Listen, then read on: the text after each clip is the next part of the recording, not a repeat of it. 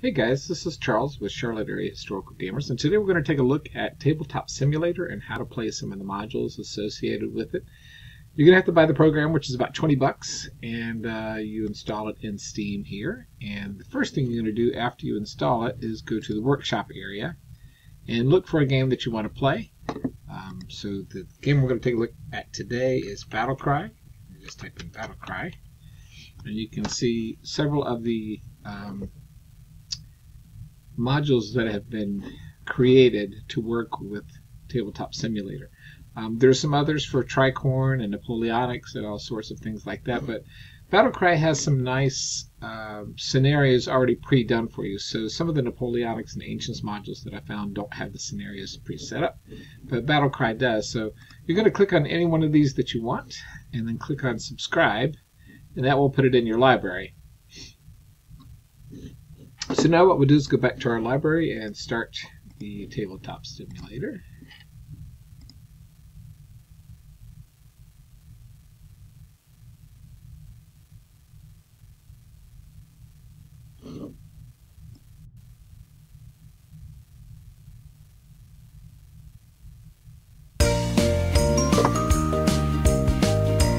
And so you're going to create an environment here, either multiplayer if you want to play with a friend, or if you want to play solo, you just click on single player. To select multiplayer, you can basically connect on the same game together. Your friend will join the game. You create a room, you create a password, and your friend looks for that game and joins it. So we will take a look at the workshop area here, and you will see P-Ridge. It'll ask you to load it. You just click on load. And sometimes when you load it, it'll ask you to import a bunch of modules, things like here's a classic example of how that'll work.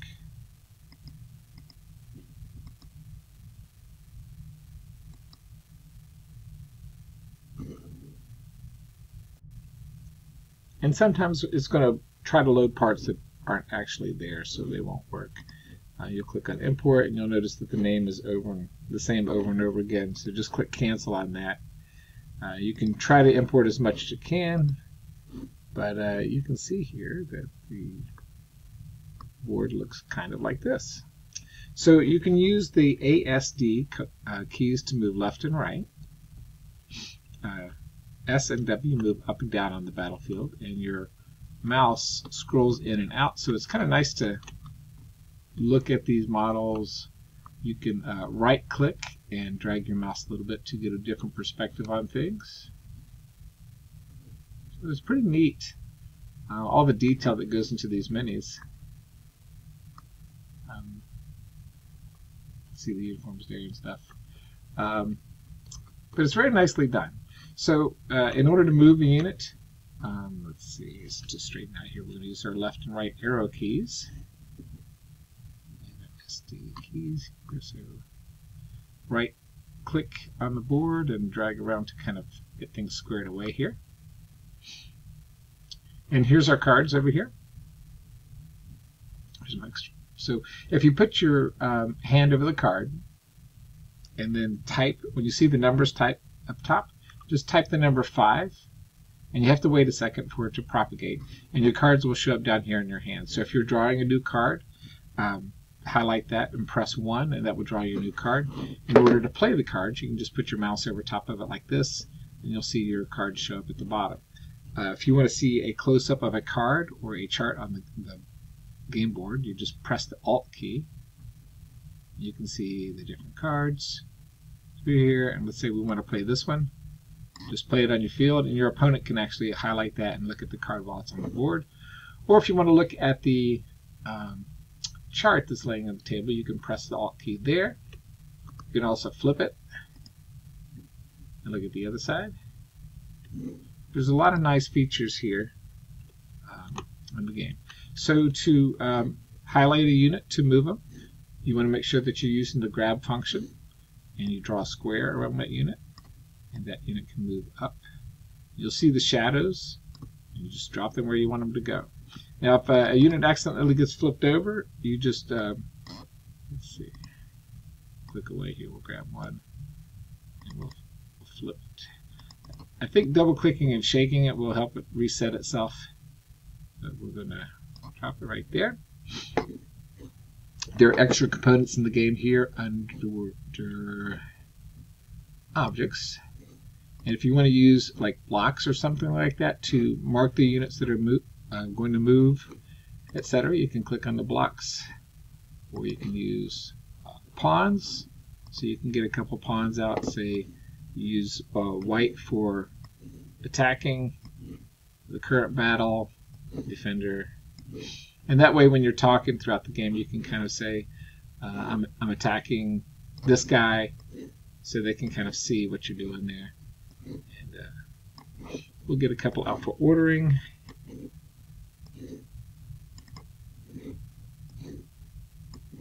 Alright, we'll just close this. Alright, so we're playing our card. We've played this card on the table, which is ordering everything in the center for the number of cards that we have. And you will notice that there are lines here. Now some of the modules don't have the lines. You'll have to draw your own line. If that's the case, you'll notice little dots here to represent the individual sections, and you can draw a line just by clicking on this and drawing it across the field. You can use the ruler to check line of sight if you want. If there's any questions if you can see somebody or not.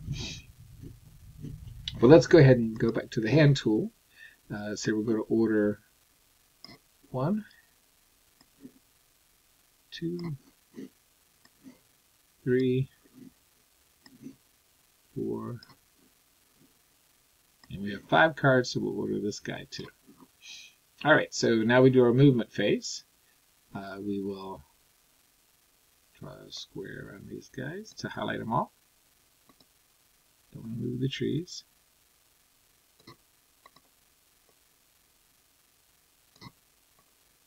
Move it to the woods.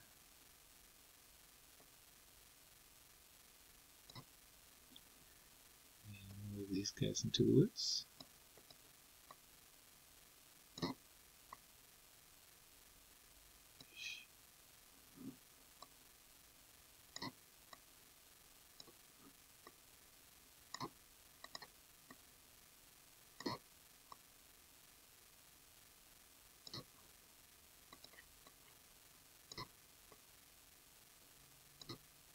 Okay, so there's all of our movement. As far as shooting goes, we don't have any line of sight to anybody. We should have probably ordered this guy, which is a cavalry, which we could have done an attack against one of these guys up here. But for right now, we're just going to try to get the game going and see what happens. So our opponent would play a card, and he would be able to move and shoot his units. When it comes to dice rolling, sometimes you will see individual dice on the board, and sometimes you will see a thing that looks like a telephone dial. So you just basically click on the number on the dial and that'll roll the dice for you. But here we're going to grab some dice, right? And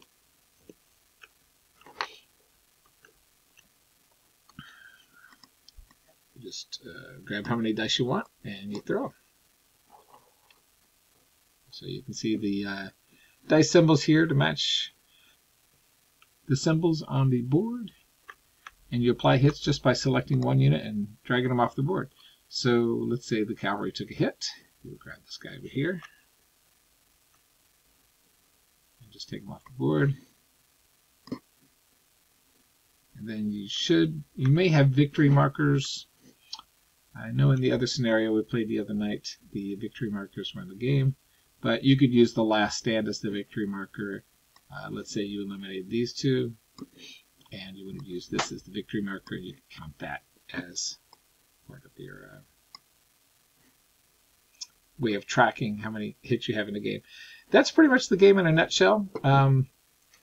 There are some interesting things you can do in here as far as labeling units, labeling generals.